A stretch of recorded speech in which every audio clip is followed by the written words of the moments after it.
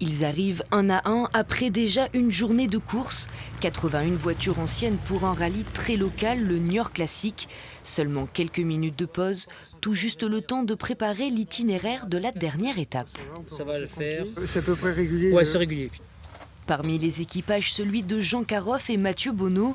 Bien concentrés, les deux as du volant de Sévrien ne perdent pas leur objectif de vue. On a fait quelques petites erreurs hier, mais pour l'instant ça va bien. On est 12e hier soir, donc par rapport au matériel qu'on teste un peu pour la première fois ici. Il y a des cadors devant donc, qui font des gros rallyes internationaux, donc on a notre place, on continue.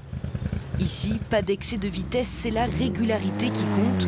Trop lent ou trop rapide, chaque écart de temps est pénalisé. Sur les 400 km du rallye, 17 zones étaient soumises au chronomètre et chaque erreur peut coûter cher. Pour cette épreuve, pas de circuit banalisé. Coureurs et automobilistes se partagent les routes. Alors, arriver à bon port, c'est déjà une victoire. Et ça fait 11 ans qu'on traîne dans les 10 premiers, mais bon, on a un challenge entre nous et c'est ça qui est bien, c'est bon enfant et c'est le principal. Après 5 reports liés au Covid, le plus heureux, c'est lui, Jacques Boineau, le créateur de ce rallye.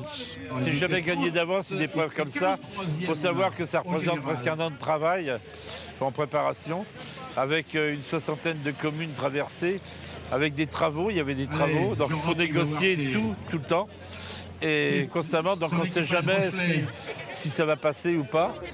Un grand retour du rallye niortais réussi. À peine le pied à terre, ces passionnés l'assurent. Ils reprendront volontiers le volant l'année prochaine.